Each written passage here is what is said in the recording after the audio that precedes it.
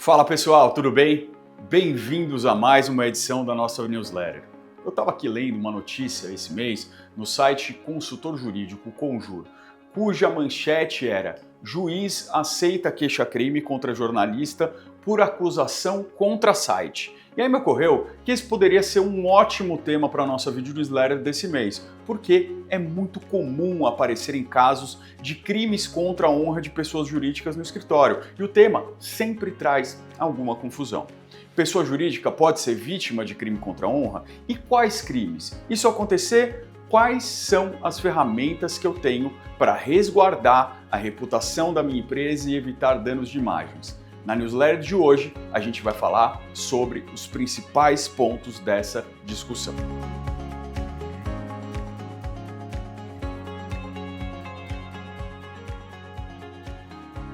Os crimes contra a honra. Todo mundo já ouviu falar desse famoso trio dos crimes contra a honra: a injúria, a calúnia e a difamação. E na imprensa, geralmente, eles são colocados quase como se fossem sinônimos. Mas a verdade é que eles são três crimes diferentes, com características distintas e até mesmo com penas diferentes. A injúria é um crime que atinge o que se chama de honra subjetiva. É o que a doutrina chama muitas vezes de sentimento interior, que fere a própria dignidade e o decoro do ofendido. A injúria pode ser uma ofensa, um xingamento, um palavrão, uma acusação. Essa ofensa pode ser feita diretamente para mim ou por meio de terceiros, mas ela tem que ter o potencial, ao menos, de chegar até o ofendido. A difamação e a calúnia, por sua vez, atingem a honra objetiva, ou seja, a reputação que essa pessoa possui perante terceiros, sua comunidade e a sociedade em geral. Por isso, esses crimes demandam algum tipo de divulgação, para que ao menos um grupo de pessoas possa tomar conhecimento ou disseminá-las. Se eu falo mal de alguém em uma conversa privada que não deve ser publicada, já não podemos falar nesses crimes. Na difamação, a honra objetiva é afetada quando se imputa um fato ofensivo à reputação. E aqui é importante ver a palavrinha fato, porque ela é muito importante. Se eu digo que alguém é grosso, eu estou ofendendo a pessoa com um adjetivo, e isso pode ser considerado injúria. Agora, se eu digo que uma pessoa tem tratado mal seus amigos e colegas, eu estou descrevendo um fato e posso ser processado por difamação. A calúnia é quase a mesma coisa, com a diferença de que o fato que eu vou imputar a essa pessoa é um fato falso e definido como crime. E aqui também é importante notar que deve haver imputação de um fato.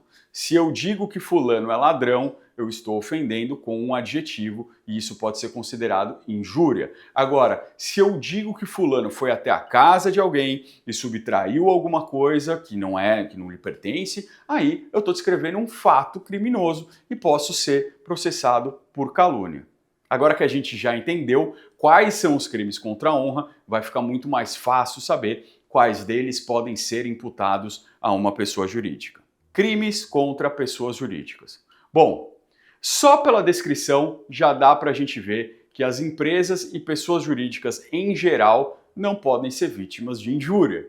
E isso porque um ente coletivo não possui um sentimento interno, subjetivo, cuja afronta lhe cause dor ou tristeza. Por outro lado, possui uma imagem que devem zelar perante terceiros. Logo, podem ser atacados na sua honra objetiva. Então, em qualquer hipótese, uma pessoa jurídica pode ser vítima do crime de difamação, porque pode ter violado a sua reputação perante a sociedade ou o mercado.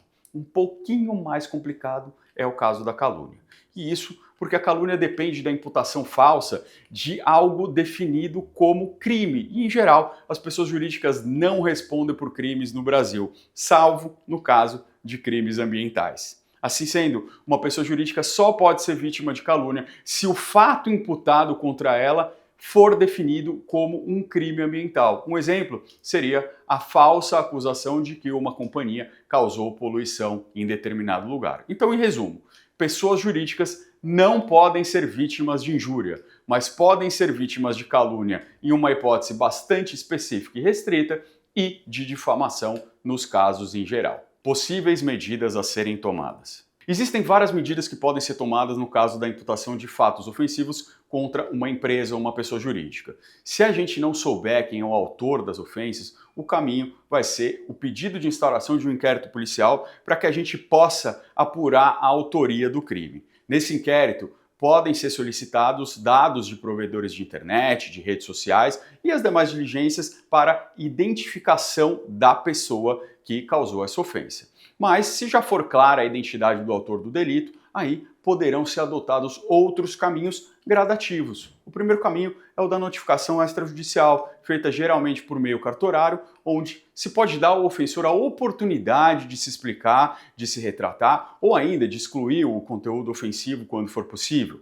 O segundo caminho é a interpelação judicial ou pedido de explicações judiciais, cujos objetivos são semelhantes ao da notificação extrajudicial, mas feitos em juízo, o que claramente possui um efeito dissuasório muito maior. E por fim, e principalmente, caso a autoria seja clara, a empresa, a pessoa jurídica, pode propor uma ação penal privada, cuja peça inicial se chama queixa-crime, uma ação penal contra a pessoa que a ofendeu. É exatamente o que aconteceu no caso da matéria que inspirou essa video newsletter. Apenas lembrando, o prazo decadencial para a proposição dessa queixa-crime é de 6 meses contados da data em que se tomou conhecimento da autoria da ofensa. Então, não pode marcar bobeira. Mais alguns comentários sobre crimes contra a honra de pessoas jurídicas. Se a ofensa contra a minha empresa foi feita por meio da internet, eu posso pedir a remoção do conteúdo? Sim, e você pode fazer isso tanto pelo âmbito criminal quanto pelo âmbito civil. No âmbito criminal, por meio de um pedido de medida cautelar, no âmbito civil, por meio de uma ação específica. Nos casos em que não sabemos quem é o autor da ofensa, o âmbito civil costuma ser mais rápido e eficaz. Eu posso propor uma queixa-crime contra outra pessoa jurídica? Não, porque como a gente disse acima, as pessoas jurídicas só respondem por crimes ambientais e não por crimes contra a honra. Em outras palavras, embora possa ser vítima de um crime contra a honra, a pessoa jurídica não pode ser autora desse crime. É claro, no entanto, que se uma pessoa jurídica ou alguém através de uma pessoa jurídica ofender outra pessoa, seja pessoa física ou jurídica, sempre poderá ser proposta uma ação civil de reparação de danos.